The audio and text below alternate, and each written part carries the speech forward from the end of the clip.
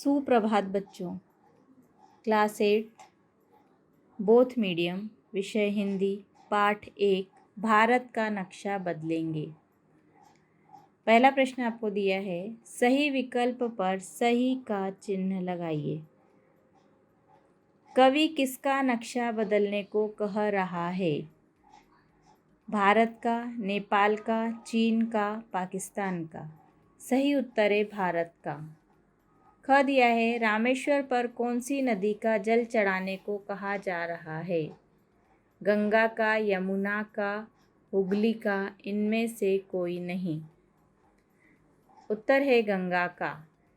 ग दिया है, कश्मीर के फल किस राज्य की माटी में बोए जाएंगे? श्रीनगर की, कश्मीर की, केरल की, इनमें से कोई नहीं। सही उत्तर है आपका केरल की। घ दिया है आपको, भारत का नक्शा बदलेगा कविता के लेखक कौन हैं? श्रीधर पाठक जी, रामधारी सिंह, सूर्यकांत जी, और द ऑप्शन दिया है आपको किशोर काबरा जी।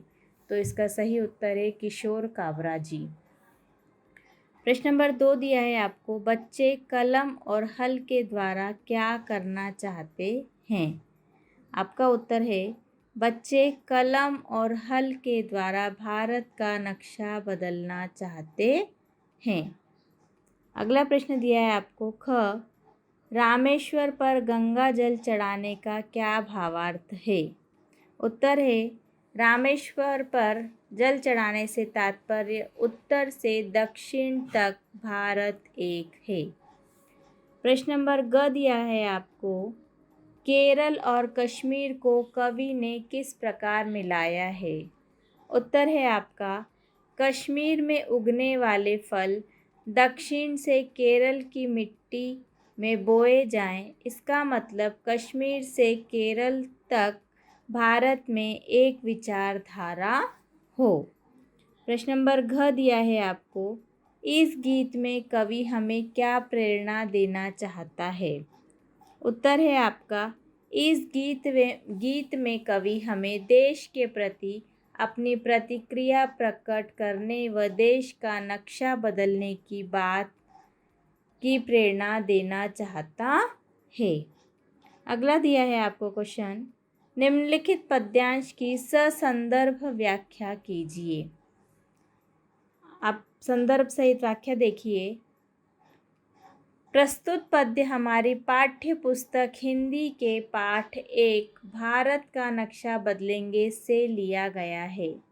इस पद्य के रचयिता श्री किशोर काबरा हैं।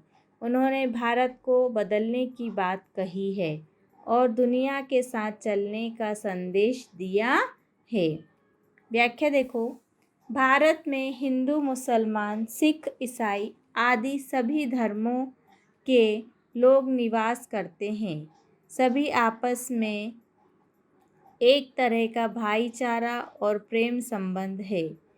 सब अपने अपने धर्म को मानते हुए भारतवर्ष की उन्नति में लगे हुए हैं। ऐसा लगता है उत्तर से दक्षिण और पूरब से पश्चिम चारों दिशाओं के लोग एक साथ हैं। एक विशेषता भारतीय लोगों में यह भी है कि वे भारत के किसी भी कोने में रहे हमेशा भारत की संस्कृति को याद रखते हैं। इस तरह से भारत की राष्ट्रीय एकता से भारत का नक्शा आज नहीं तो कल अवश्य बदल जाएगा।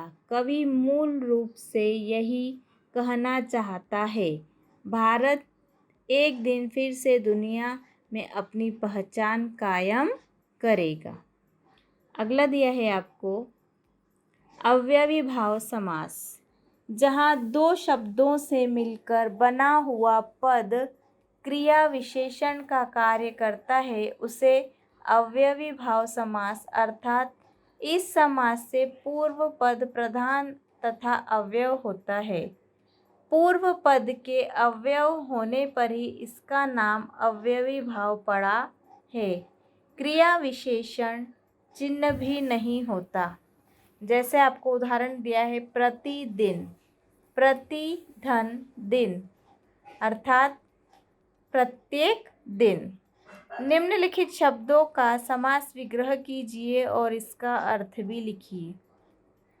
पहला शब्द दिया है आपको भर पेट, इसका समास विग्रह है भर धन पेट, अर्थ है पेट भरकर। प्रतिक्षण, प्रतिधन क्षण, अर्थात हर क्षण हर पल। यथाशक्ति, यथाधन शक्ति, मतलब शक्ति के अनुसार। अगला दिया है हाथों हाथ, हाथों प्लस हाथ, मतलब उसी समय। तुरंत कहते हैं ना हम, तुरंत दान महापुण्य कहावत है एक हमारी। तो हाथों हाथ का मतलब होता है बेटा उसी समय। ठीक है बच्चों, यहाँ आपका पाठ 1 समाप्त।